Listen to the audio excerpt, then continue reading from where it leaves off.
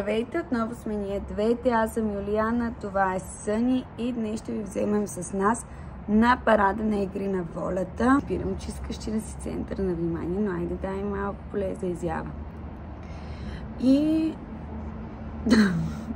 днес ще ви взема отново на готино събитие, което всъщност е парада на игри на волята.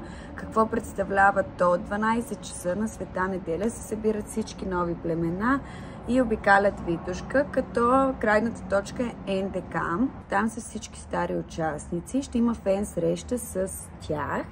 Ще може да се снимате. Т.е. аз като кача това вече вие ще сте се снимали, но както и де.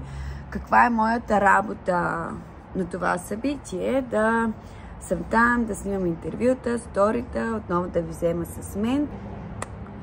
Да тръгвам.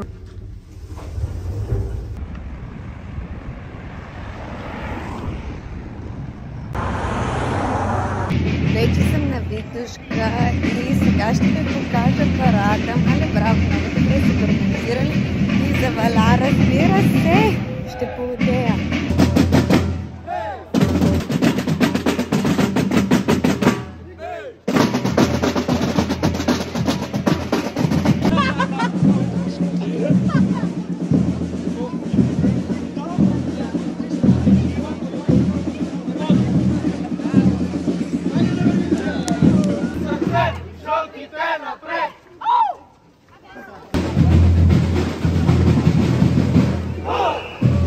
Заваля брутално, но никой не си тръгва все още. Работата ми понякога е като игри на волята. Трябва да си имам в такива ситуации, но не ме хване някаква гръмотевица.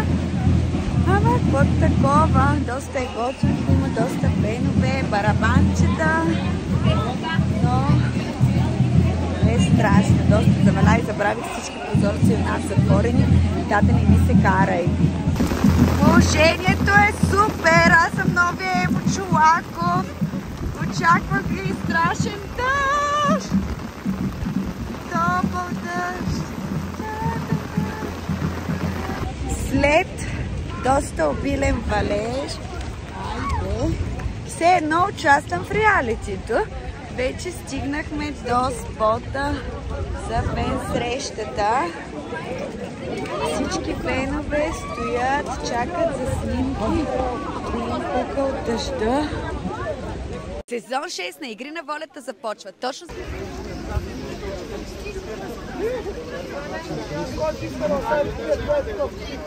телефона ми се развали от дъжда. Сега ще ви покажа и племената, които обикаляха. Дали това са всъщност участниците, ще разберем до вечера. Ето тук вече се снимат с тях.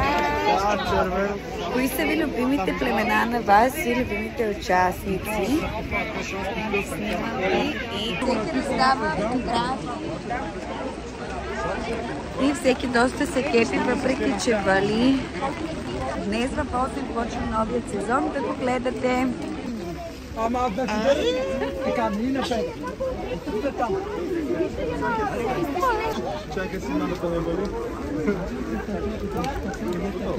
Ето фирмата номер 1. Няма какво да ни спре. Освен градушка. Вече са валили градушка, ще се тръгна, признавам се. Тичам към вкъщи да видя дали ми се наводним апартамента. Гледайте. Живявам се вече, се носим от игри на волята. Оле! Беше супер! Много вълнуващо и готино. И много студено. Вече съм в асансьора, събитието приключи, беше много яко, има доста фенове предаването. Прибирам се да се напаря, защото ще умра от студ.